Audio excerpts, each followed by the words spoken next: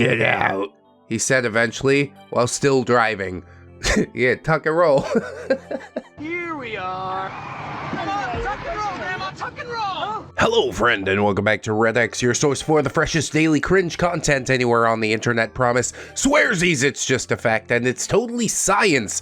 Go ahead and look it up.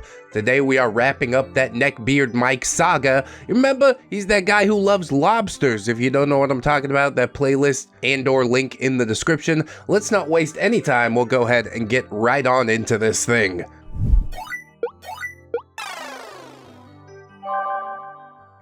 Neckbeard just wants my lady to love him and his crappy music. So, as some of you may or may not have noticed, I've been absent with posting about the euphoric Neckbeard Mike. That's alright, take your time. I'm reading the post 9 years later. I'm nothing if not patient, okay? This is due to uni/placement/work/friends/family taking up most of my time. In before, curse you, OP, for having a life. It really do be like that sometimes. But it's important to wake up every day and move yourself towards greatness, is it not? Does 203 upvotes count as greatness? Yeah, maybe, I don't know. It's a sliding scale. Anyway, first up is the cast of our story. Be me, 20, female, chemical uprising, ROP, third-year uni student, likes to procrastinate and be lazy, generally hate most humans because annoying. I identify with all of what you just said. Be Sam, 19, was one of my close uni friends. We would catch the bus together, moved an hour and a half away. Really sweet, was an art major but dropped out to focus on burlesque and her performance art. Never be Neckbeard Mike, a greasy, frumpy, chin-pubed mess, engineering student and possibly the most irritating human of them all. And yet, still we tolerate. Explain that to me, please. This is a short tale, but a euphoric one nonetheless. It all started with a Facebook message from Sam to Neckbeard Mike and myself, expressing how badly she wanted the both of us to go to her house on Friday to watch movies and eat cake and laze around and just catch up, because it was her 20th birthday and she missed us. That sounds like my kind of party. Low pressure. Kind of like the pie party from Velveeta Beard. Then again, I dunked on it in that saga. But yeah, I'm ready for a cake party. Let me give you guys some background information on how we all met. I met Sam in my first year of uni. I was waiting for the bus and we got to talking, and it turned out that we had like a crap ton of things in common. We exchanged contact information, mobile number, Facebook, Instagram, Snapchat, the whole package. And we've been really good friends ever since. I don't know if that's great policy. I'll give you one of those things and see how you do with that. I met Neckbeard Mike through Sam, also in my first year of uni. It turned out that Mike and Sam went to primary school together, so whenever he saw Sam at uni, he would just sort of follow her around. Oh, he's like a little lost puppy. Somebody needs to kick that puppy. He then started following me around once we officially introduced ourselves. He would even wait for hours at uni until I was finished with my classes just so he could accompany me on the long bus ride home. Definitely creepy. It's time to start sneaking out the back. Anyway, unfortunately, Sam eventually dropped out of university 8 months ago and became a full-time burlesque performer. She moved an hour and a half away from me, so it's really hard for me to find any time to see her. At least she's living her best life, I suppose. Anyway, back to the story. So, Sam invited both me and Neckbeard Mike to her house, inviting Mike so that he could act as a chauffeur and drive me all the way to her house. Nah, catch a cab, get an Uber. Definitely not worth the hassle. I have my license, but no car, so Neckbeard Mike was really my only way of getting to her and from her place. Yeah, but then you're essentially held hostage. Mike doesn't seem like the most dangerous dude in the world, but I don't know. He could drive you off into the middle of nowhere and just... It's not good. Happy birthday, etc., but please don't put yourself in these positions. Once Neckbeard Mike was notified of the plans, he was ecstatic. He called me straight after he had seen the Facebook message, talking about how much fun it would be to road trip with him. And I was honestly dreading it. And yet, you decided to go anyways. I mean, I guess Neckbeard Mike doesn't mind being used, but you guys are definitely using him. Nobody wants him there, he's just the one with the car. Every day before the big event, Neckbeard Mike would message me with a countdown. It looked a little like this. Neckbeard Mike, only 3 more days until our road trip, OP. OP says, yay, but not really. Friday rolls around and now it is time. Neckbeard Mike arrives out in front of my house and beeps 3 times, messages me, I'm out front, and then just calls me when I don't reply straight away. OP, yo, I'm just putting my shoes on. I'll be right out, okay? Just calm down.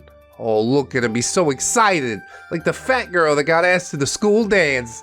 Neckbeard Mike says, just hurry up, okay? We need to beat the traffic to get to Sam's, he said, laughing nervously, and I don't know what the hell this kid was saying about traffic because we were driving against the traffic. Even then, I'm surprised he's not excited to be trapped in a car with OP for an extended period. I get into his car, which was a shitty bomb, and it smelt like absolute poop. Lolly wrappers and Marcus rubbish were just everywhere. I literally had to push a crapload of Marcus drink cups and empty fry packets off in order to sit on the seat. It's been a little while since we've seen a mobile neckbeard nest, but I did miss it. It's always sort of funny to me. You get what you pay for, OP. I closed the door and Neckbeard Mike looked at me, his eyes beaming with excitement. Neckbeard Mike, I made us a playlist of songs for the trip. It's got most of my favorite artists on it, and I figured that you should get into my music as well, so I made you a copy to keep. Gee, thanks.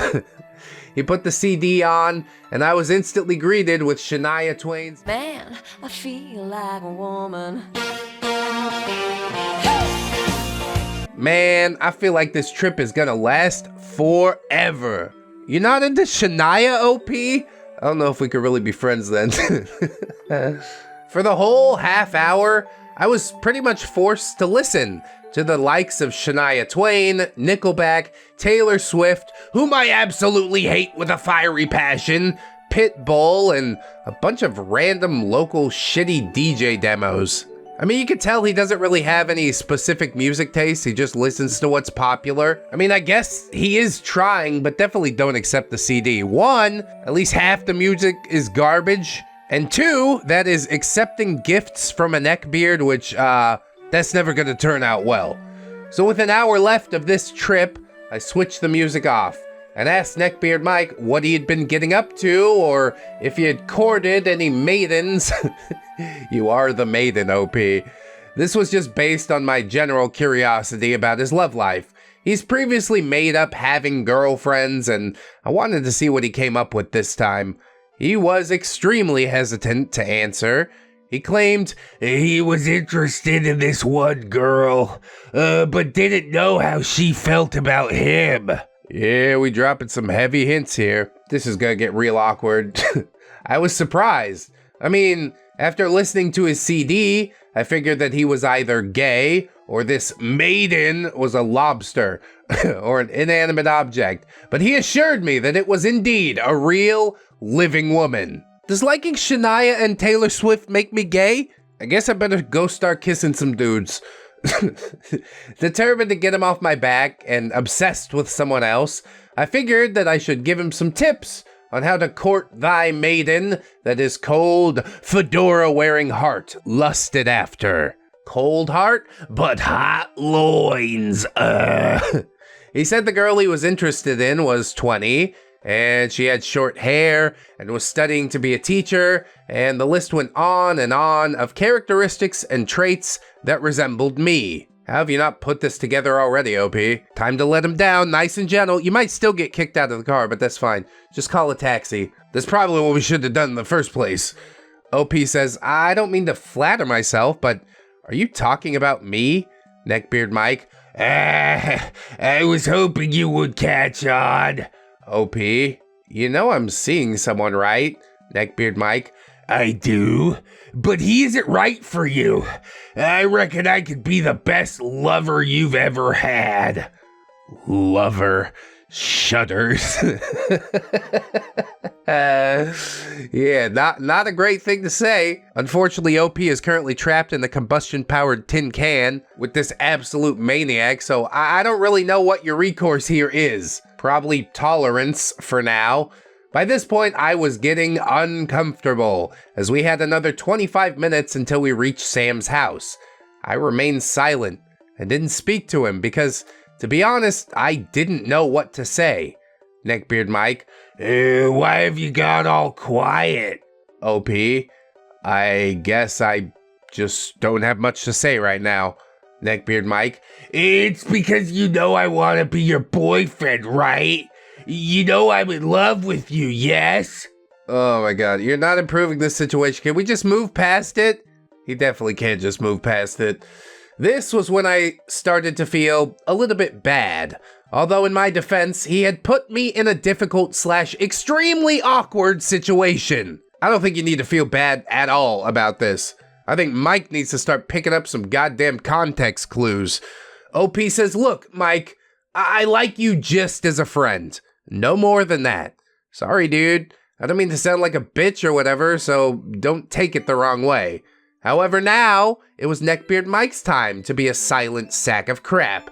Neckbeard Mike, get out, he said eventually, while still driving.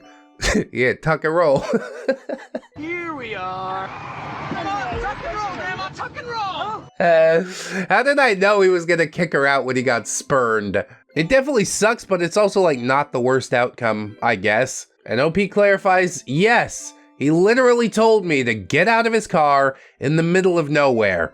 We were roughly 10 minutes away from Sam's. OP, what the hell, man? We are almost at Sam's.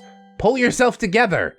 Neckbeard Mike, I don't think I want to go now. Good. Nobody wanted you there in the first place.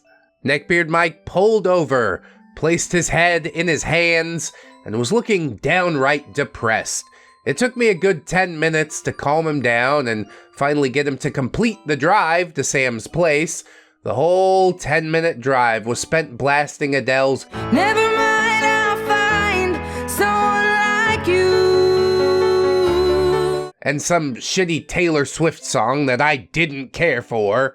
Oh, come on, OP, just shake it off. I'm just gonna shake, shake, shake, shake, shake. Shake it off, shake it off.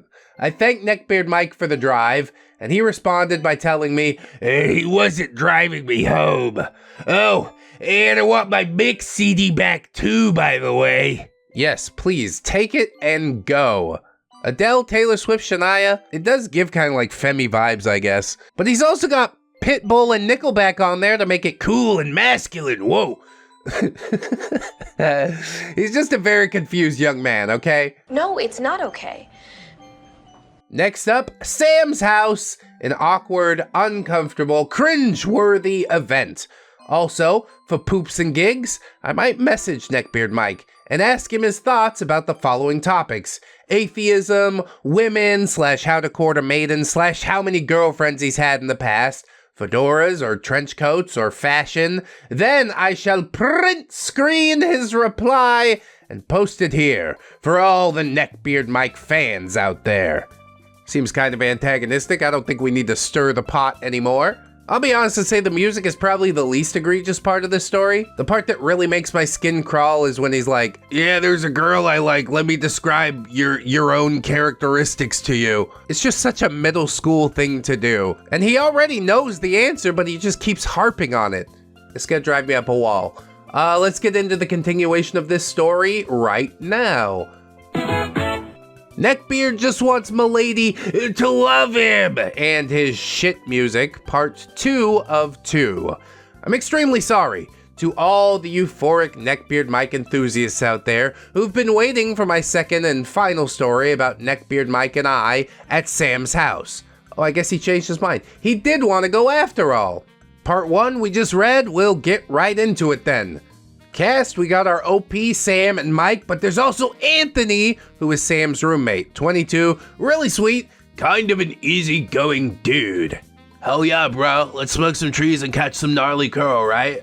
Neckbeard Mike. And I want my mix CD back too, by the way. Nice cut in. OP says, whatever. Can you put aside your personal issues for the next few hours, please? Sam invited us to have a good day, not so you could ruin it with your shitty mood. Neckbeard Mike. I'd rather be anywhere else but here. OP, why did you agree to come then? Neckbeard Mike. Hell no, for poops and laughs, I guess. Pretty easy answer here, honestly. He's a beta orbiter. This is what beta orbiters do. They cannot continue to subsist without the light and gravitational pull provided by OP and Sam. Even if he did get in the car, he'd just end up driving around the house until it was time to go. OP just says, So we walk up to the front door of Sam's house, where we ring the doorbell and impatiently wait for her to let us in. Oh, now everybody's impatient. At this point, Neckbeard Mike looks downright pissed. You could tell that he didn't want to be here at all. Well, hey, neither did I. Great, happy birthday, Sam. Sam opens the door. Guys, you made it. How was the ride up here? OP. It was great, I start to say, before the frumpy ball of grease opens his mouth and cuts me off. Neckbeard Mike. It was horrible. OP abused me the whole way here. I'm so fragile. I need a hug. I'm so fragile. That's perfect. Yes, you are, but at least he's coming to grips with it. Admitting you have a problem is the first step towards recovery. Sam just looked really confused and hugged Neckbeard Mike awkwardly, and then they walked into the house and went into the living room. I stood outside the house for a minute or so, absolutely gobsmacked at what had just occurred. That pube totally threw me under the bus and was gonna make out like I was the reason for his shitty mood. Whatever, dude, let it roll off your back. Sam knows you better than that, doesn't she? We all know at this point that Mike is just a petulant child. But Sam asks, so what happened? I was in no mood to go through what happened in the car, so I stayed silent and waited to see what fuckface Mike was gonna say. Neckbeard Mike. It was nothing but nice the whole way here. I gave OP a mix CD. I was gonna take her out after we visited you, but she was having none of it. She told me she didn't even want to ride home. I feel like I've been used. Oh, that's the reason that he doesn't mind being used, because he can pull pity points out of it later on. I should have known better. OP says, that is it, the final straw. I couldn't take this bullshit any longer. OP, that is not even close to what happened. I explained to Sam that Neckbeard Mike abused me when I told him that I wouldn't go out with him because I was dating somebody else. Sam says, Mike, buddy, you need to respect that OP doesn't like you that way. See, Sam's known him long enough. She knows what he's like. By this point, Neckbeard Mike was livid. His eyes were twitching and his lips curled in disgust. If looks could kill. Neckbeard Mike didn't reply. Instead, he got up, walked out of the living room into a bedroom, and locked the door. What the hell? Bro, this ain't even your house. What? What just happened? Sam and I looked at each other, and all I could think was, what in the hell is he doing? I knocked on the door a few times and told him to come out and stop being a party pooper. He didn't reply. I could hear heavy footsteps as though he was pacing back and forth. What a relentlessly awkward individual. Sam says, that's my roommate's room, Mike. You need to come out. He'll be home soon. How am I gonna explain this? Sam's roommate Anthony was at uni, sitting in on a 3-hour exam. The last thing he needed was to come home afterwards to find a stranger locked in his room, not wanting to come out.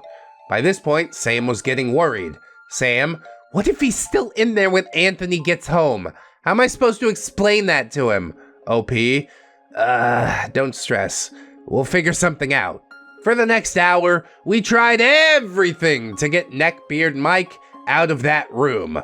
We told him we'd put on a movie of his choice. We apologized. We even said we'd go and buy him whatever food he wanted, but he just wouldn't budge. Placating him in this instance is the wrong answer. He's reveling in this attention. It ain't even his birthday. You're ruining somebody else's birthday party with your actions. But them neckbeards, they only think of themselves. It was only when I finally said, you know what, screw it. Let's just wait for Anthony to get home, that Neckbeard Mike opened the door. Open the door. Open the door.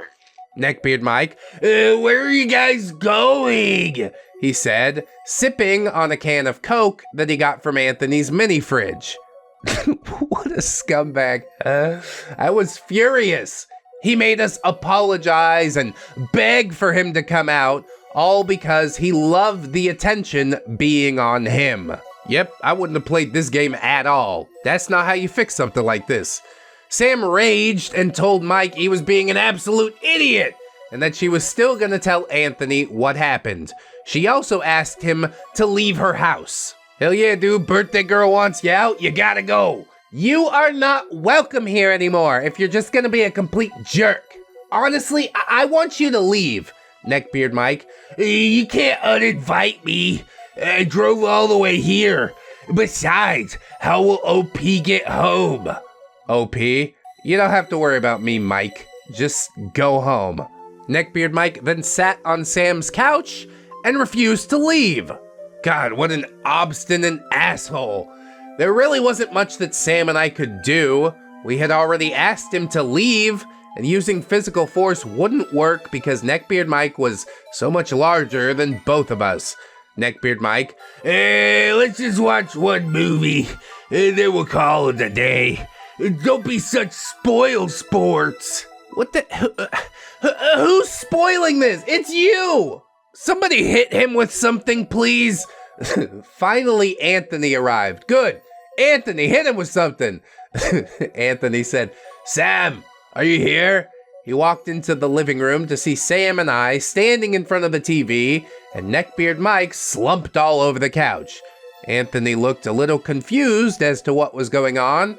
I explained that Sam and I had asked Neckbeard Mike to leave, and he wouldn't go. This was when Anthony sat next to Neckbeard Mike and told him that we didn't want him there for whatever reason, and that he should leave. Anthony the Giga Chad. Neckbeard Mike crossed his arms, looked away, and said, but I want to stay. Look, that little baby boy shit might work on your mom, but it's not gonna work on me. If you don't get off this couch, I'm gonna drag you off this couch. Anthony said, look, mate, you need to leave or I'm calling the cops. Simple as that. Neckbeard Mike, I'm not scared of the authorities. Anthony, well then you better be scared of me, cause I'm about to kick your ass. Here we go, it's going down. But no, probably not. Neckbeard Mike is a wuss. He's gonna buckle like a belt. Side note, Anthony is a pretty athletic, fit guy, and could no doubt beat up Neckbeard Mike if a fight actually ensued. Maybe it was because Neckbeard Mike realized that Anthony could beat him in a fight, or maybe it was because he felt like actually being a normal human being. But I don't know what happened because Neckbeard Mike simply got up and left. He didn't say another word. He got out-alphaed real hard, and I love to see it. Sam, Anthony, and myself were so glad he finally left that we spent the next few hours laughing about what had just happened. This was the last time that Sam ever spoke to Neckbeard Mike. I wish that I could say the same. I ran into Neckbeard Mike at uni the other day. As per usual, a few shenanigans occurred. New stories coming soon. Damn, Sam's had a longer history with him and she cut him off for a lot less. More Giga Chad moves, honestly. Giga Chad Sam and Giga Chad Anthony should have a Giga Chad baby. But then again, he'd probably just end up Emperor of the Universe, and that's too much power for one baby to wield, isn't it? We got a few more stories left in the Neckbeard Mike saga. We'll go ahead and knock out another one today. Neckbeard just wants Milady to think he's a badass. Nobody could possibly think that, Mike. You didn't even make eye contact with Anthony in the last episode. You bitched out like the hardest I've ever seen. OP says, hello all. Back with yet another extremely delayed Neckbeard Mike story. Reason being that I was super busy on my winter break, and I did get like 3/4 into writing this particular story, and then my computer screwed up and I got mad and couldn't be bothered rewriting it, but now here I am. Cool story, bro. If you haven't read any of my previous 7 or so Neckbeard Mike stories, feel free to check them out. Cast list is the same. We got OP in that Neckbeard Mike. There's also Silver, 20, female, in a group project, also a good friend of our OP, and is perpetually late. All right, so the story starts with me sitting in the uni cafeteria around 4 p.m. waiting for my friend Silver to arrive so that we could start on an assignment that was due the next day. Good old procrastination. I decided to open my laptop and watch some Workaholics reruns to kill the time, completely invested in the show and not really taking much notice of what was going on around me. I didn't realize that someone had walked up next to me. Neckbeard Mike, hello there, he said in a whisper. Even though my headphones were in, I heard him and I glanced up to see every milady's worst nightmare. Don't even respond, just shoo him away and point to the screen. I'm watching this. I don't want to interact with you. This 6-foot-tall, frumpy greaseball of euphoria was standing over me, breathing down my neck. OP. Hello, Mike. Neckbeard Mike. How are you? Oh, I don't care that much. I had the best morning ever. Smooth. Very smooth. OP. I'm just waiting on my mate who will be here any minute. I don't really have much time, Neckbeard Mike. Never fear, for I am a certified speed talker. I cringed. He was certified, no less. Oh yeah, who certified you? You just printed out a thing from the internet, didn't you? And so Neckbeard Mike began nonsensically blabbering on about what a truly fantastic day he had had. Neckbeard Mike.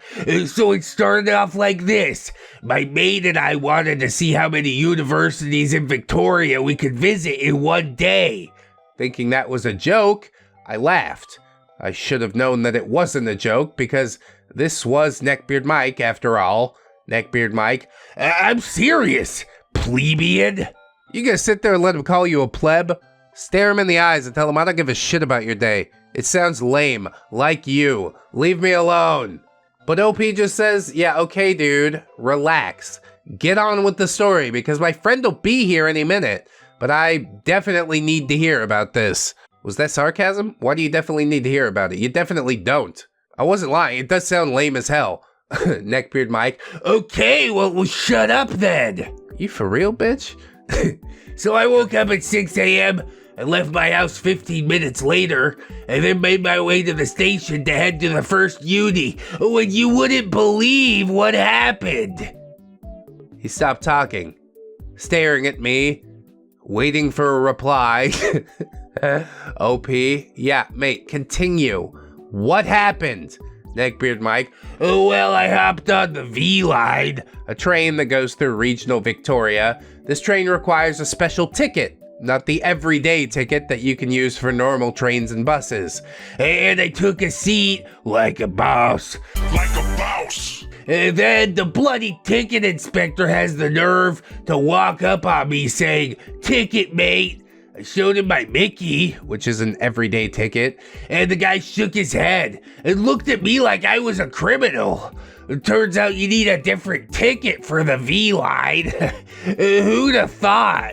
Basically anybody with 2 brain cells to rub together. Does this story get interesting at any point, or are we just wasting time? Neckbeard Mike then went on to describe how he basically begged the ticket inspector to let him off with a warning because he was strapped of cash and couldn't pay the hefty $200 fine. Did he offer special services? There must be something we can do to sort this out, officer. I'm assuming that the ticket inspector just couldn't stand talking to this bad-odored, utter annoyance of a human being for any longer because he did let Mike off with just a warning. Neckbeard Mike, got a warning. Ain't nothing special, he said smugly. OP, Why didn't you just buy a ticket once he told you to, Neckbeard Mike? Don't rain on my parade, OP, gosh. I just got out of a ticket by being a badass. Appreciate. No. You got out of a ticket by being a pathetic, whiny man-child. Let's get our story straight here. But I rolled my eyes, summoning Neckbeard Mike to continue his inane story. Neckbeard Mike, so anyways, once I got to the first uni, I got a rando to take a picture of me out front. Then I left to go to the next one. By this point, my mate was apparently joking about visiting universities, but I reckon he's just lying because he's lazy. Anyway, so I hopped back on the V-line again and was confronted by another ticket inspector. Yes, but surely we've learned a lesson. Surely we have a ticket this time, Mike, don't we? Shirley? No, I don't. And don't call me Shirley. OP, you know, you could have saved yourself all of this trouble if you just bought a ticket. You realize that, right? I said. I had no problem with fare evading. Hell, I did it myself most of the time, but Neckbeard Mike was careless and just wanted to fight with the inspectors who were doing their job. Neckbeard Mike, it's more fun this way, wink. I almost threw up. Anyway, so again, I battled it out with this inspector, and he too let me off with a warning. Oh gosh, wanna know the funniest part? When I went to sit down, the inspector said if it had been the inspector in the morning, it would have been a different story. Little did he know. At this point, a smug smile was plastered on his face, and it wasn't going anywhere anytime soon. That is quite possibly the worst, most boring story I've ever heard. And we've had a few, but that takes the cake. At that moment, I got a text from Silver saying that she was just about to pay for parking and would be in the library in about 5 minutes. OP, yeah, that's awesome and crap, but I gotta go. My friend's here. I go to walk up to the library. Neckbeard Mike, oh, wait! Don't you want to know how many universities I visited? No. But OP just says, okay, how many? Neckbeard Mike, 5! I made my way to freaking 5! And I have pictures out the front of them all. Also, at one university, there was a camera crew, and they wanted me to be in a commercial. Yeah, I'm sure the producer was walking around like, where can we find a fat turd? Hey, there's one! He's walking right over. OP said, sure they did. I'm glad you had a good day, but really, I must leave, I said while walking away, trying to signify that this conversation was over. Neckbeard Mike, hold up! Gosh, he walks so fast. So they didn't like my jeans, runner, and Monomarth shirt because they clearly had no taste. So I ran to Target and bought a new outfit. Why are you still talking? For the first time since we'd been talking, I took a long, hard look at what he was wearing. Black suit pants, an ill-fitting button-down shirt, which was somewhat okay so far, and fucking Crocs. As we've come to find, neckbeards do love their Crocs. OP says, dude, what's with the shoes? Neckbeard Mike, what about them? OP, apart from the fact that they are Crocs? I was trying so hard not to burst out laughing. Neckbeard Mike, they're comfortable and practical. Besides, the guy said my feet wouldn't even be in the commercial. OP, then why did you buy new shoes? Neckbeard Mike, hey, if the ladies can splurge their dollars on fancy footwear, then why can't I? Yes, Crocs, the fanciest of footwear. You can't be for real. OP says, I was lost for words. I literally couldn't think of anything to say. Finally, my friend walked up to me, saved by Silver. OP, alright, later dude. See you around. Neckbeard Mike, marry me. I turned around so fast. OP, I'm sorry, what? Neckbeard Mike, you heard me. Marry me. OP, look, Neckbeard Mike, I have told you so many times that I am not interested. I could never even date you. I'm sorry. I was contemplating saying that I was lesbian to get him to stop trying, but he probably wouldn't care. He once said that he could turn lesbians straight. And I wish I could say it would be the first time that I'd heard that claim, but basically every other neckbeard in the world thinks they got the magic stick for whatever reason. Neckbeard Mike, hey, you'll come around one day. OP, no, I won't. Have a good day. Neckbeard Mike, I've had the best day ever. Now if only I had a lady, things would be amazing. He looked over at my friend Silver. Silver, let's go, OP.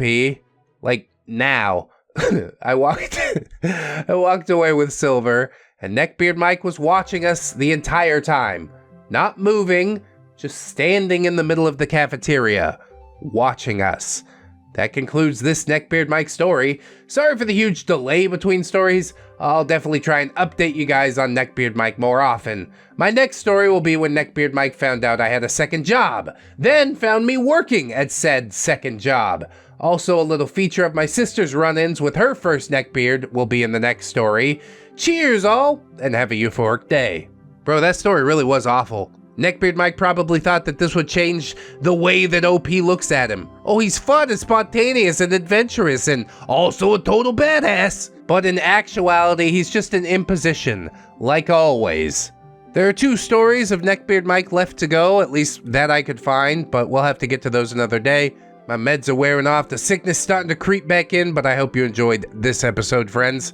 If you'd like to meet a neckbeard that's a bit more fun to be around, we've got the cool Todd stories on the end card for you. Always remember, friends, that you are loved, you are worthy, you definitely deserve it, and I shall see you in the next one. So until then, bye-bye. Go ahead and cut them open. It's gonna be fine. It's gonna be fine.